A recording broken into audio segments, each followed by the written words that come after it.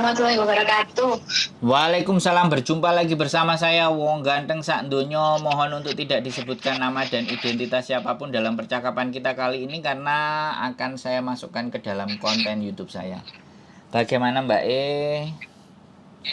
Kok suaranya ndak nyendat kok? Masa sekarang masih nyendat-nyendat nggak? Kak, itu saya itu. Nah, alhamdulillah di telepon tentang ganteng itu. Gimana? Kok aku tak curhat oleh nggak sih? Masuk YouTube lo ya. Oke. Jangan nyebutin Tak nama lo ya. apa-apa masuk Nama. YouTube. Intinya wes Ah, pokoknya ya buat pelajaran buat aku dan buat mbak-mbak yang ada di luar sana. Oke, siap. Bagaimana ini? Kelihatannya seru cerita sampean. Wah, ceritanya pokoknya itu. Ceritanya pribadiku dulu aku ya. Siap. Nah, nanti yang terakhir selama kita bekerja di sini, wae. Gimana, Mbak? Aku itu kok pertama-tama aku ingin curhat tentang diriku sendiri, pengalamanku sendiri ya, gue ya. Intinya aku di rumah sebelum berangkat ke Hong Kong ini aku intinya pejuang garis 2 lah, loh. Oh, kena COVID. Nah, ini bukan kok sebelum berangkat ke Hong Kong. Oh, pejuang garis 2, I know. Pejuang garis 2 intinya aku menggebu-gebu ingin mendapatkan garis 2 karena itu impian seseorang yang sudah menikah lah, gue ya. Siap. Nah, intinya aku keluar dari rumah orang tuaku, aku pindah ke rumah suamiku dan ternyata aku berapa bulan setelah menikah aku bisa garis 2 tetapi hilang. Ada tiwon Jawa, kalau orang Jawa itu waktu itu hilang, murmur hilang loh. Oh, ya. Ada. Saudara Itu, saya juga ada yang kayak gitu. Terus? Terus gitu, kedua kalinya aku bisa bergaris 2 lagi dan akhirnya si kembar, si cewek sama cowok. Oh. Tetapi tidak bisa bertahan di dalam perutku karena intinya mungkin aku terlalu stres, intinya terlalu banyak beban. Ada beban. Waduh. Bisa hamil tapi ada beban. Piye? Kembar. Luar Intinya biasa. kembar cewek cowokku. Waduh, 4 emang. bulan. Dan Terus? di selang situlah aku 4 bulan. Kok suaranya gak enak banget sih kok di situ kok. Masa? Suaraku gimana? Suaranya kok jelas tapi rada-rada nyendat tuh loh kok. Sekarang nyendat nggak? Kak, sekarang oke. Oke. Lanjut. Nah, Sampean cerita aja terus. Kenapa kok? Sampean cerita aja terus. Tak dengerin. Oke. Nah, akhirnya aku suamiku keadaan pergi ke sesuatu tempat dan aku di rumah sendiri adalah kontraksi yang nggak ada yang orang tahu. Cuma aku itu intinya perut gak enak lah kok. Akhirnya aku dibawa ke rumah sakit. Nah, yang di rumah sakit itu tidak tanggung. Akhirnya aku dibawa ke rumah sakit yang fasilitasnya lengkap. Nah, akhirnya di situ si dokter bilang kalau janinnya ini tidak bisa dipertahankan. Begitu. Nah, akhirnya aku harus pergi ke tempat kuret pengangkatan bayi ya. Nah, akhirnya di situ selang berapa hari aku pulang kok ke rumah. Nah, akhirnya dari situlah gelombang-gelombangnya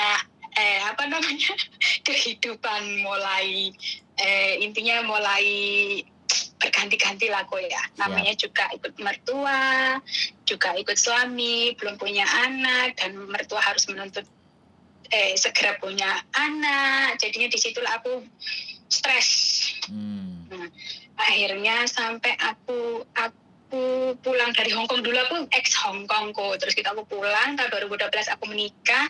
Akhirnya di situ ceritanya berlanjut di aku belum mendapatkan garis 2 dan akhirnya aku memutuskan pergi ke Hong Kong. Tetapi ada sesuatu hal yang membuat aku semangat. Satu kok. Pertama itu aku sama suamiku menggebu-gebu ingin punya anak. Di situ selagi kita menggebu-gebu, selagi itu Allah menjauhkan lah. Dan ini aku pasrah. Allah kalau memberikan aku anak, alhamdulillah. Kalau memang belum memberikan aku anak, mungkin ini belum rezekiku ya, Bu ya. Nah, disitulah ada seseorang yang nggak tahu orang itu gimana, mungkin rezekiku lah, Bu ya. Nah, ada seorang Malang ya, di Malang lah intinya, orangnya itu di situ di Malang. Dia itu punya anak banyak kok. Nah akhirnya dengarlah ceritaku kalau aku itu pejuang garis dua lah. Nah akhirnya si suami istri ini memutuskan untuk memberikan anaknya kepada aku kok. Di sisi lain itu si mbaknya itu hamil 4 bulan kok. Nah akhirnya aku berundingan sama suami, sama keluarganya suami, sama kakaknya suami, sama keluargaku sendiri, sama saudara-saudaraku sendiri, dan aku nggak mau di akhirnya kalau benar-benar anak ini punya aku jadi milikku, tidak mau di belakangnya nanti kamu itu bukan anaknya ini bla bla bla, itu aku tidak menginginkan itu ya Bu ya. Nah aku harus mempunyai persetujuan semua keluargaku di sisi keluargaku sendiri atau khusus keluarga suamiku sendiri. Nah akhirnya kita deal lah kok, memutuskan untuk oke, mau terima kalau memang itu memang rezeki kamu, jadi itu kami akan menganggap itu cucuku sendiri, darah dagingku sendiri, dia bilang begitu kan Bu ya. Nah, tetapi positifnya kan namanya orang nggak tahu ya kok ya, nanti sesuatu saat dia besar atau gimana itu kan kok nanti kan dia pasti tahu kalau aku ini bukan yang melahirkan kan kok ya. Nah singkat cerita kok, si mbaknya aku bawa pulang ke rumahku kok.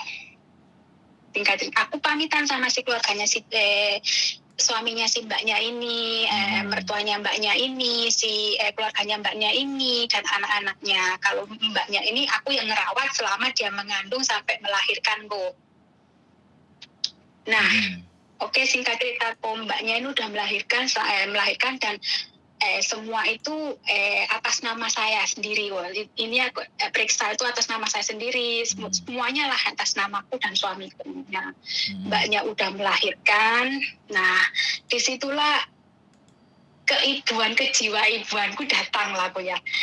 Nggak dikasih pegang itu ibunya yang melahirkan, dikasih pegang itu aku ini. Gimana ya Bu ya, intinya suamiku yang mendampingi dia yang melahirkan, tetapi aku yang merasakan sakitnya luar biasa aku kok, dia malah nggak merasakan sakit apapun waktu melahirkan. Nah singkat cerita kok, si mbaknya ini di rumah sakit dan kita pun membiayai mbaknya yang di rumah sakit bla bla, intinya kita intinya aku namanya dikasih anak ya Bu ya, akhirnya kita itu saling membantu. Nah, si anak aku bawa pulang dan si suamiku mengurusi mbaknya yang di rumah sakit. Intinya keperluannya mbaknya apa, ini apa-apa, dan akhirnya mbaknya sudah bisa jalan, sudah semuanya. Akhirnya mbaknya pulang dan kita menyerahkan mbaknya ke keluarganya. Dan kita pun merasa berterima kasih. Kalau memang si mbaknya dan suaminya ingin melihat anaknya secara langsung ke rumahku, monggo dengan pintu terbuka, monggo. Alhamdulillah sekarang anaknya itu sampai umur 7 tahun kok. Nah itu singkat ceritanya, anaknya sudah umur 7 tahun dan anaknya umur 1 tahun itu 2 tahun kok aku pergi ke sini kok, ke Hong Kong, dan dia kan minum susu formula kok, nggak sama ibunya. Nah akhirnya aku pun juga ikut mertua, aku pun ingin lebih baiklah kehidupanku dan si anakku ini gitu kok. Nah singkat cerita lah akhirnya aku berangkat ke Hong Kong dan sampai sekarang kok. Nah itu pengalaman pribadiku ya kok ya. Nah sekarang kok itu buku kok yang pribadiku kok. Sekarang pengalamanku yang ada di Hong Kong. Nah pokoknya mbak-mbaknya ya, pesan buat mbak-mbaknya yang ada di luar sana yang baru aja masuk majikan atau proses ke luar negeri, mental harus kudu mental baja. Ojo mental tempe tahu. Aduh lek tempe tahu bener diwolak-walik iso atos, tapi atosnya belenyek mbak. Intinya Kalau nggak kuat mental kok, aduh, wes Hongkong tuh bukan ex Hongkong aja yang katanya wah ex Hongkong, aku yang ex Hongkong 5 tahun dulu aja kena mental begini, apalagi yang mbaknya sekarang kalau memang lagi proses di PT atau masih berjuang menghadapi adaptasi dengan majikan. Sebaik-baiknya kita dengan majikan, sebaik-baiknya kita dianggap dengan JJ seperti keluarga sendiri. Toh pun kita itu sebagai pembantu dan majikan. Intinya itu pinter-pinter kita menjaga diri, pinter-pinter kita menjaga kebaikan majikan.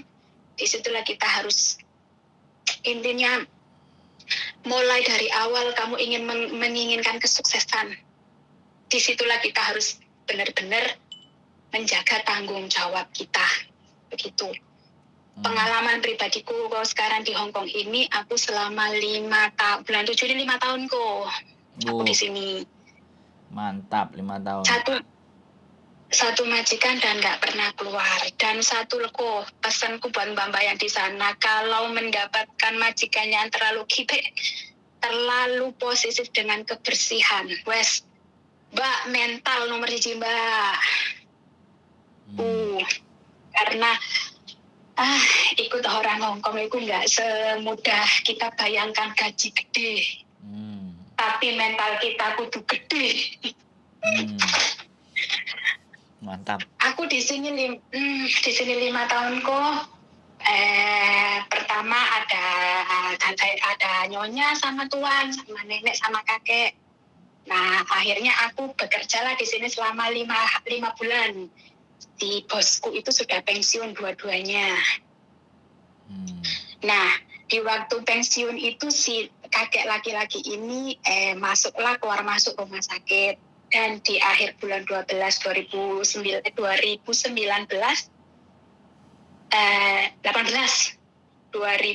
kakekku meninggal. Nah, akhirnya aku bersama si Tata Sinsang sama si nenek, 3 orang 4 aku.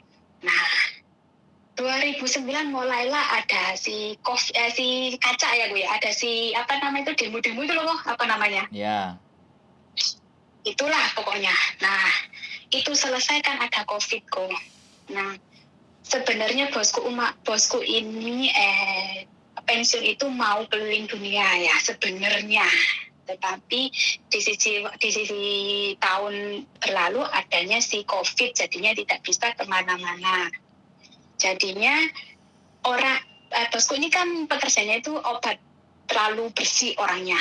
Dua-duanya itu di obat-obatan kok. Nah, akhirnya dia kena mental gara-gara si COVID ini. Jadinya dia tidak bisa keluar, tidak bisa beraktivitas di luar.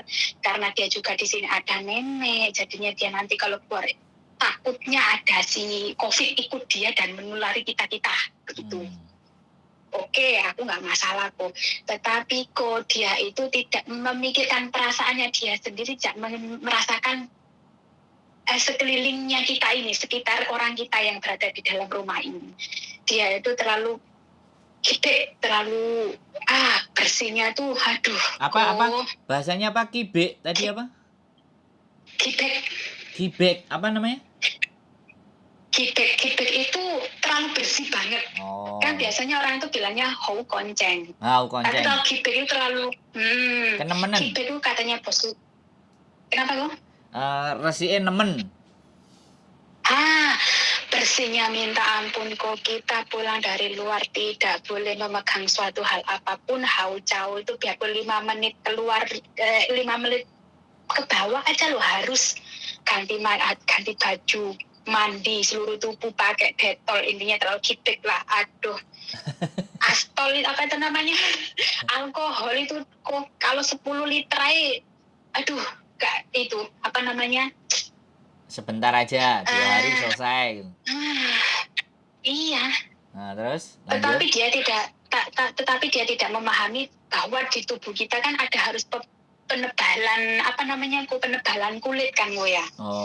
Dia tidak mengerti itu karena dia pun punya penyakit kulit begitu. Nah, singkat ceritaku, itu ya pengalamanku di sini. Dari situlah aku yang dulunya di sini tiap minggu libur, tiap tanggal merah libur.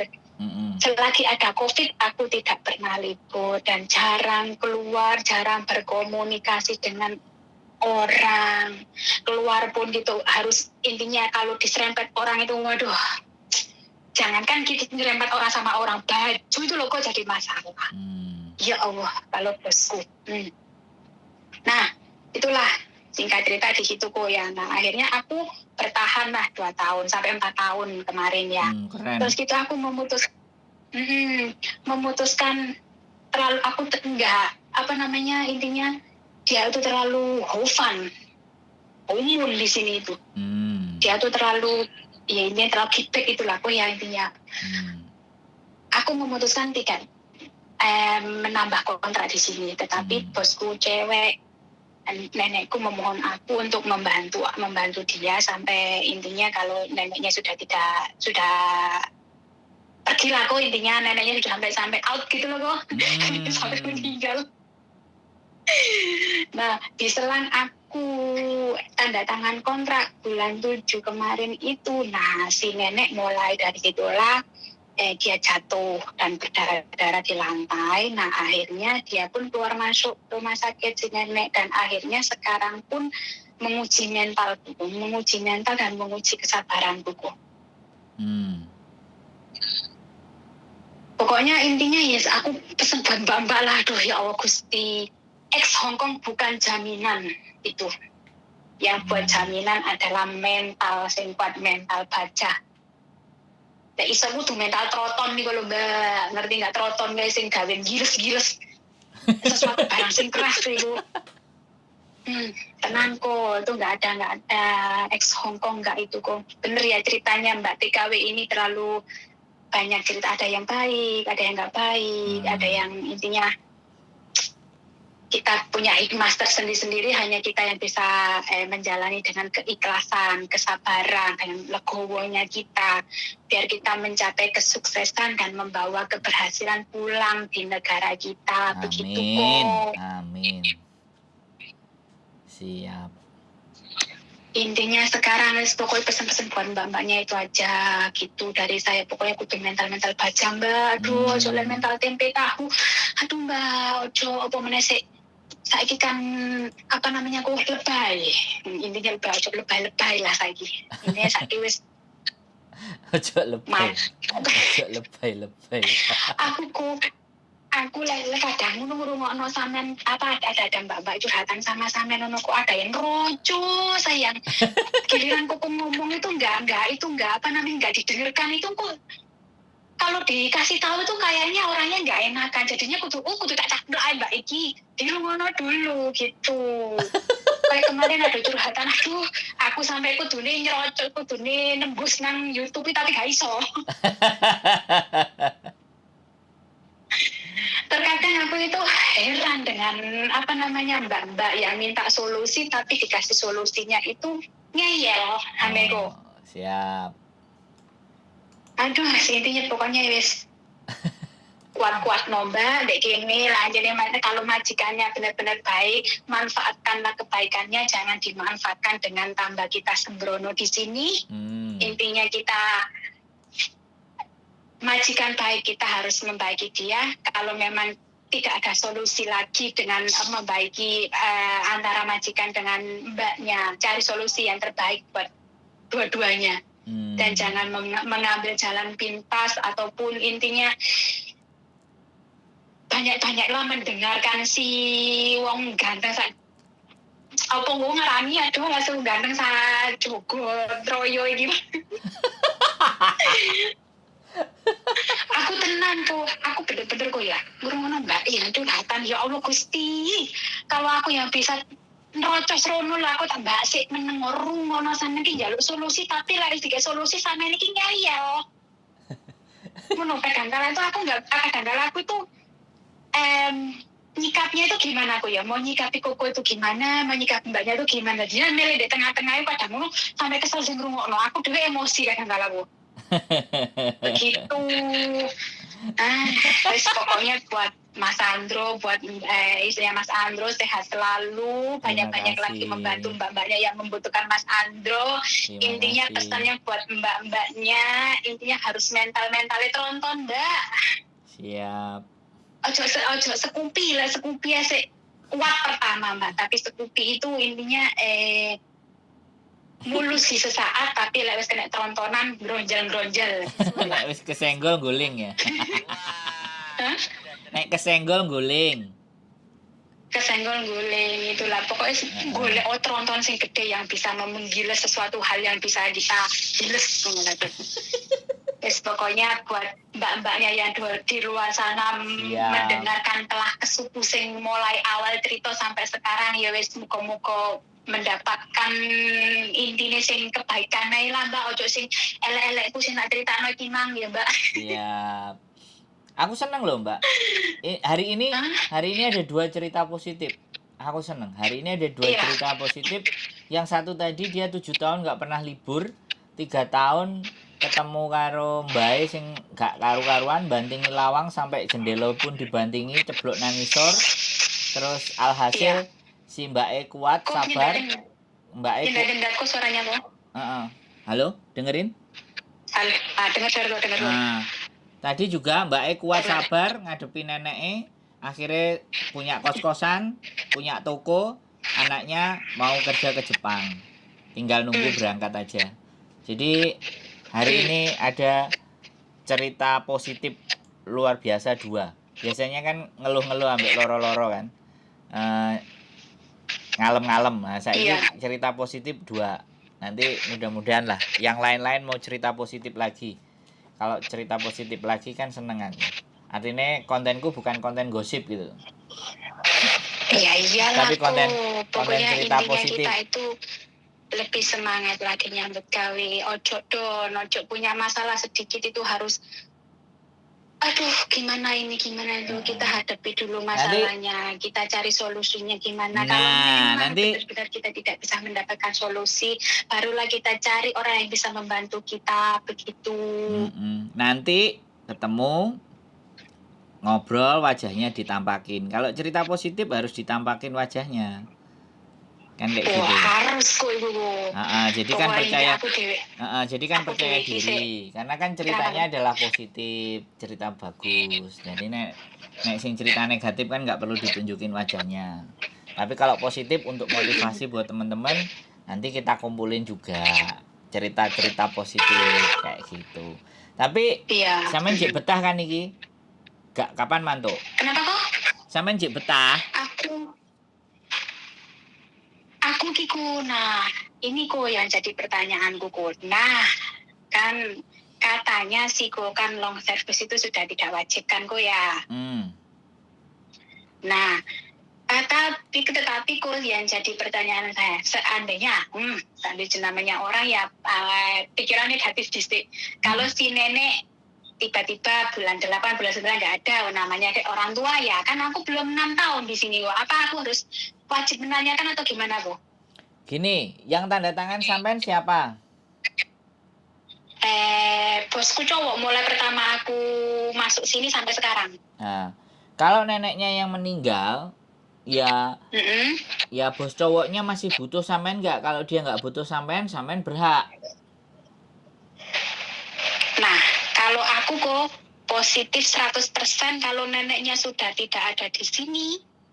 Tidak mungkin ngejeng aku kok, soalnya anaknya cuma 1 di Amerika sana sudah beristri begitu. Ya nggak apa-apa lah, siapa tahu si kokonya sendiri yang ngejeng sampean. Tapi di Amerika kan loh, dia Yingko wono. Yingko itu mana sih kok? Apa Yingko? Yingko. Korea. Korea di sana. Berarti sampean tinggal sendiri di situ? Iya. Dia tinggal di sana. Ya sudah. Ya dia berhak. Kalau mbak nggak ada terus dia nggak butuh sampean lagi, ya dia berhak membayar long service sampean. Karena dia nggak butuh sampean dan lebih dari 5 tahun. Jadinya aku nggak harus menanyakan atau dia wajib kok? Ya sampean harus menanyakan. Mbak, Aku kan sudah 6 tahun lebih di sini, 5 tahun lebih di sini. Harus kamu memberikan aku apa harus ngomong harus memberikan itu atau gimana? Bukan memberikan, nanya. Iki kan saya jagain mbahmu terus, wong tuamu terus ya. Saya nggak tahu suatu ketika gitu loh. Kalau mbahmu ini sudah tidak ada, otomatis kan kamu nggak butuh saya lagi. Dalam peraturan labor, kalau nggak butuh lagi, otomatis kamu berhak membayar long service aku kayak gitu. Menurutmu bagaimana? Gitu. Tanyanya menurutmu bagaimana? Secara peraturan labor kan gitu. Kalau orang sudah nggak butuh, ya dia wajib bayar. Oh, begitu ya, Bu ya. Ya, kalau ataupun mbahnya masih hidup pun, tapi dia nggak butuh sampean, ya dia wajib bayar kan lebih dari 5 tahun. Oh, begitu, Bu. Iya, jadi nggak harus mbahnya meninggal. Jadi kalau mbahnya nggak meninggal aja dia sudah nggak butuh sampean atau mau ganti orang nggak butuh sampean ya sudah sampean berhak itu. Oh, 5 tahun dalam paham, satu paham, nama dan paham. sampean tidak dibutuhkan. Nah, itu wajib long service jatuhnya. Nah, selama membutuhkan sampean terus, ya dia sampean nggak berhak menerima long service sampai sampean finish dewe. Nah, itu baru sampean tidak berhak. Yang berhak lagi nanti kalau sampean sakit dan tidak bisa kerja. Sakitnya karena saya main bekerja di situ. Jadi nggak pas pulang Indonesia terus sampean sakit, nah minta long service nggak bisa. Jadi atau cuti sampean sakitnya di Indonesia tidak di Hongkong, nah itu sakitnya di Hongkong dan sampean nggak bisa bekerja lagi wajib dapat long service. Jadi seperti itu. Iya, Bu ya. Bojoku telepon. Aku cek ngonten. Halo. Halo. Sebentar Mbak, bojoku nelpon. Woi. Oke, kau makasih kok ya. Enggak apa-apa, sampean tunggu bentar. Apa? Oke. Halo? Upload noda aku mau loh ya. Oh ya. Oke. Oke. Bye. Bye. Nah, biasa Mbak, nyonya besar telepon. Kalau nggak diangkat aku langsung kongkon turu Victoria Park, Mbak. Victoria Park. Iya. Jadi ini aku gak dikongkon gak manut langsung kontur Victoria Park, Mbak. Suami takut istri gitu, Mbak. Oke? Jadi begitu ya, Mbak? Oh. Iya. Sudah jelas sampean? Kasih penjelasannya ya, Bu ya. Siap. Ada pertanyaan lagi kira-kira? Saya terima kasih loh ceritanya sampean, tapi sebelumnya saya tanya ada pertanyaan lagi nggak kira-kira? Kenapa, Bu? Ada pertanyaan lagi nggak kira-kira? Pertanyaan lagi kalau nggak ada, Bu. Pokoknya terima kasih buat Koko, sehat selalu buat Koko sama si mbaknya. Siap. Pokoknya wis banyak-banyakin dengeri wong ganteng sak Jogotroyo iku lah, Mbak. Intinya ambillah curhatan yang baiknya, lewati yang jelek-jeleknya, begitulah. Intinya kita bekerja di luar negeri ini nggak ada siapa-siapa kalau bukan sesama kita membantu. Mentale kudu mentale tronton ya, ojo sepupi lah, tronton ae lah. Siap. Itu pokoknya salam buat mbak-mbaknya yang di luar sana, semoga sukses semua, pulang membawa keberhasilan, membawa kebahagiaan, pulang dengan keluarga dan selalu sehat. Amin. Itu yang paling penting. Amin.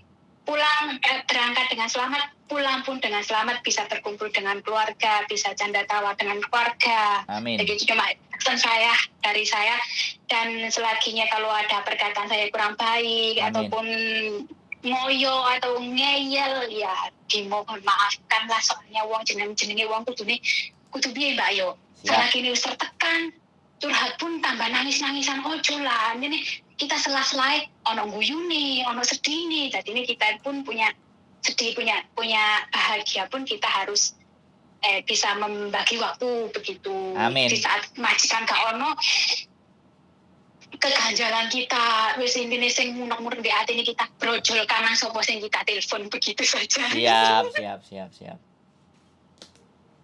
Pokoknya buat Mas Andro makasih, semangat Nggih. lagi ya Mas ya. Saya terima selalu kasih atas buat Mas ceritanya. sama Mbaknya ya. Dukungan dan semangat serta Begitu. supportnya. Sehat selalu, Mbak, buat sampean. Amin, terima kasih pokoknya Nggih. salam dari Arek Malang. Matur suwun nggih Mas Nggih, Andro. siap, Pokoknya yes. mbak-mbaknya pokoknya sehat selalu. Seneng aku, siap. Buktikan bahwa TKW Indonesia itu bisa harus membawa kejayaan pulang ke Yes. negara kita. Mantap. Siap. Kalau gitu terima kasih ya Nggih, ya. nggih, Mbak. Assalamualaikum. Waalaikumsalam warahmatullahi wabarakatuh.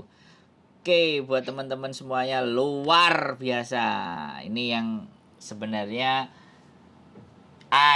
harus banyak di konten ini, bercerita tentang bagaimana sikap mental kita yang harus kuat, yang harus bisa menyemangati dirinya sendiri. Nah, bertahan tujuan kita apa di sini, dan akhirnya pulang membawa apa yang sudah dicita-citakan. Sekali lagi terima kasih Mbak yang sudah cerita. Mudah-mudahan cerita-cerita positif berikutnya akan terus bersambung buat teman-teman yang lainnya. Keep stay tune my YouTube channel and see you next video. Bye bye.